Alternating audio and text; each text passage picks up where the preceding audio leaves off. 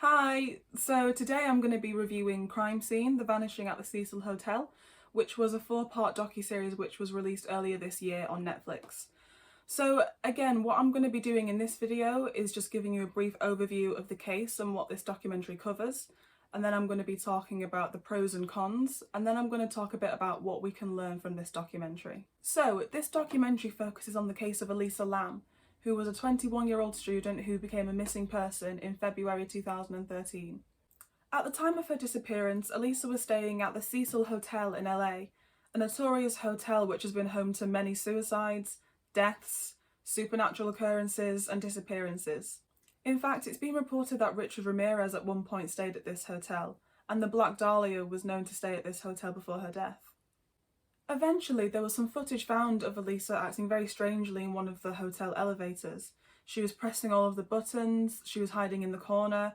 At one point she is jumping in and out and looking side to side. It looks as if she's arguing with someone, she's making strange hand movements. After a couple of minutes, she leaves the elevator, and that's the last known footage that we have of her. Although whilst all of this is happening, the elevator doors stay open. Now, Elisa suffered from bipolar disorder, and a lot of people have speculated that she was in the middle of an episode during this time. Some people have also speculated that she was on drugs. Elisa was eventually found dead in one of the water tanks on the roof of the hotel nearly 3 weeks later. Elisa Lam's death was later ruled an accidental drowning, although there have been various theories about whether this was a possible suicide or murder. Okay, so let's get on to the pros. My first point is that there are some lovely shots in this documentary. There's some amazing shots of LA, and the building itself, the Cecil Hotel, looks like a lovely building, and there's some amazing shots of the hotel itself. Also, the way that this docuseries has been filmed looks great. It's quite dark and atmospheric, and since it's Netflix, I'm not surprised that it looks great. So my next point is that this documentary does address the seriousness of mental health issues, because Elisa Lam was apparently in the middle of a psychotic episode during the time that she went missing, and this is what is said to have led to her death. It is said in the documentary that the way to honour Elisa Lam is to accept the truth that this was a tragedy of an accidental death. And as much as this case has been cause for a lot of speculation on the internet and it's gained a lot of attention, the truth is that Elisa Lam's friends and family are out there who feel emotions that we as an audience and as outsiders will never understand.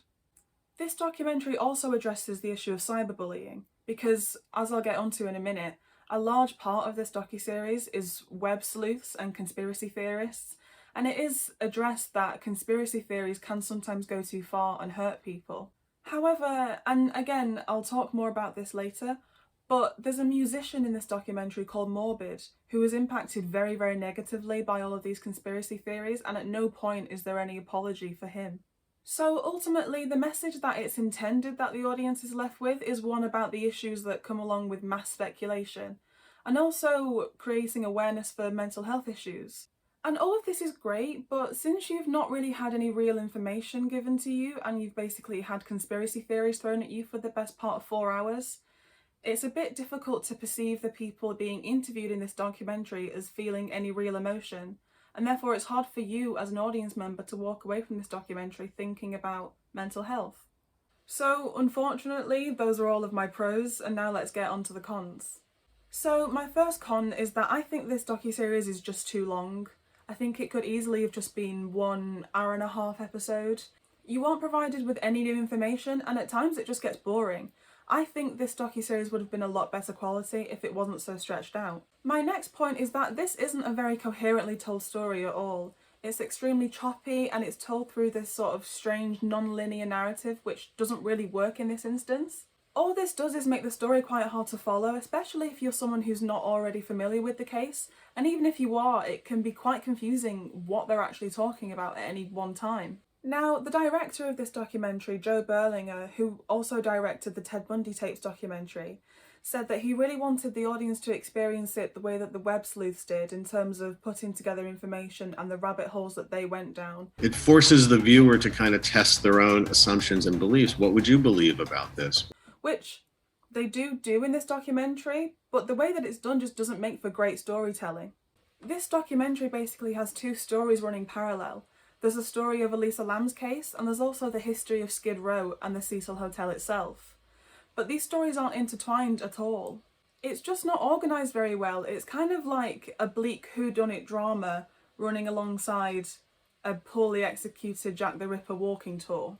To me, all this does is obscure the story and kind of makes it seem like Elisa Lam's case wasn't interesting enough for this to be the sole focus of the documentary. Okay, so my next con is that I don't think the people interviewed in this documentary were entirely appropriate. By this, I basically mean that they give too much time and credit to web sleuths and conspiracy theorists who, and I quote, have spent hours and hours doing research. You know, they're analysing the elevator footage and they're claiming that it's been altered. They're throwing multiple theories at you about Elisa Lam being led up to the roof and murdered.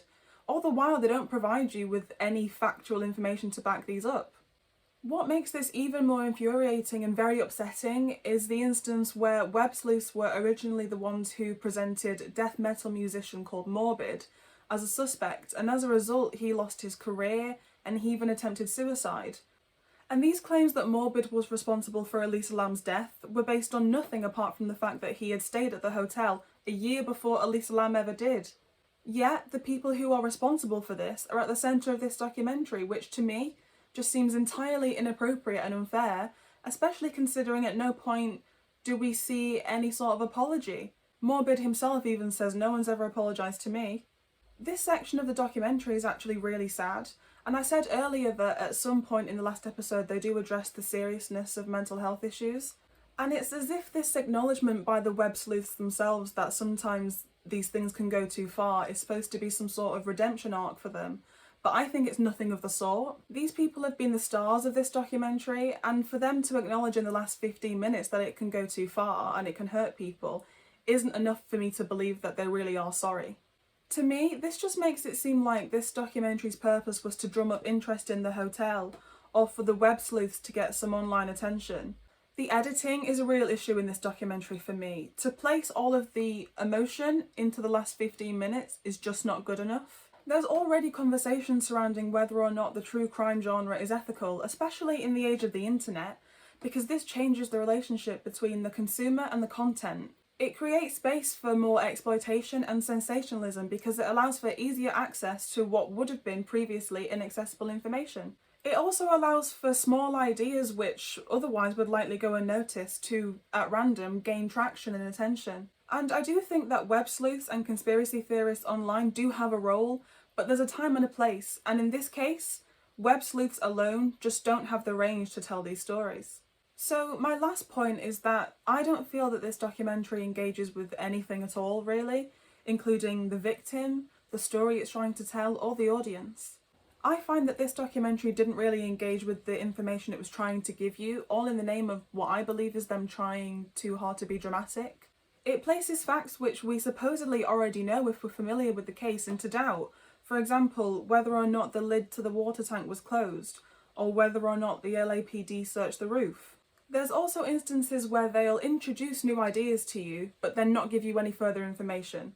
For example, someone makes a connection between Elisa Lam and a tuberculosis test, and therefore Elisa Lam's death was supposedly some sort of government conspiracy. But like with most theories that are just thrown at you in this documentary, one web sleuth brings it up, and then the next second it's dismissed completely by another one and it's forgotten about. This just makes a lot of things that you hear in this documentary very repetitive and seem extremely pointless.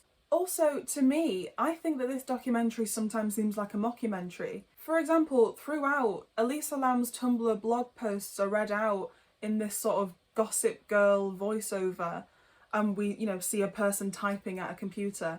And the way it's trying to be cool but also creepy, but simultaneously turn Elisa Lam into some sort of caricature, which she wasn't. This was actually a very sad, tragic death. First of all, I was very struck by her Tumblr writings. That approach of dismissing this as a ghost story is disrespectful to the victim. And so I felt it was important to bring her to life. I just don't think that this is appropriate, considering that any emotion that could possibly be in this documentary is completely ignored. Like I said earlier, this documentary was from the same director as the Ted Bundy tapes, which I also found wasn't very well put together, and the storytelling of that documentary wasn't very compelling either. I find that both documentaries are extremely manipulative and exploitative. I think they place your trust and your sympathy in entirely the wrong place. And in the case of this documentary with Elisa Lam, I find that there's a very low level of respect to Elisa or to her family.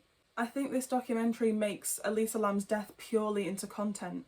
Honestly, I think that this documentary is a prime example of why people say that true crime is ethically problematic, because it seems like this documentary is simply there to entertain, not to inform or to pay tribute. The director of this documentary said that he thinks there's a lot of irresponsible true crime being done, where there's no larger social justice message, or there's no larger commentary on society.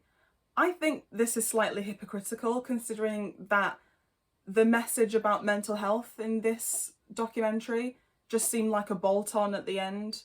It seemed like sort of the necessary internet disclaimer. The message about mental health being there at the end of this documentary doesn't mean anything unless it's engaged with in any sort of meaningful way, which I don't think it is throughout this documentary.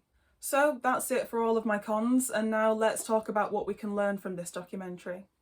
The first thing we can learn is that fact is the basis of any good documentary, and we'll run into fewer problems with respect and integrity if the documentary is based on something solid rather than something subjective and sensationalised.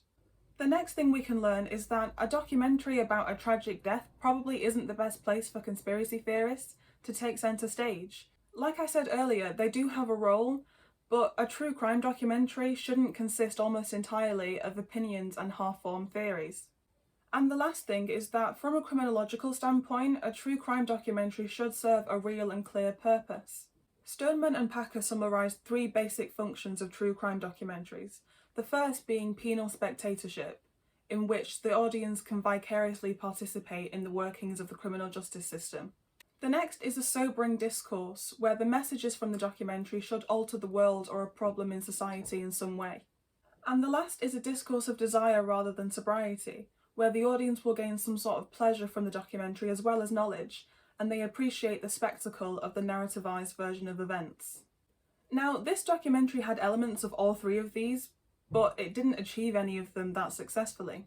There weren't many testimonies from anyone involved in the real police investigation. The documentary didn't engage very much with the message that it claimed to be giving, and overall the storytelling wasn't effective enough for the audience to gain any real pleasure from it. It could also be said that there's pleasure in knowledge, but you don't even get very much knowledge from this documentary either. So, would I recommend that you watch this documentary if you haven't already? No. I found this documentary incredibly frustrating and really upsetting. I thought it was really exploitative, and if you're looking for just something to have on in the background, just something to watch on Netflix, then yeah, I think it's an okay thing to watch.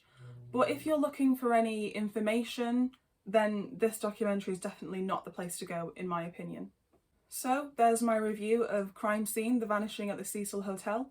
Any sources I've used will be linked, and I hope you enjoyed, and I'll see you next time. Bye bye. Social justice. Social justice. Social justice. Why can't you say it?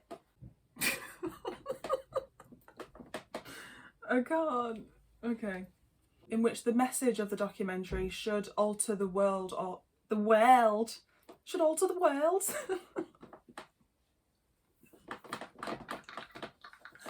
Oh no.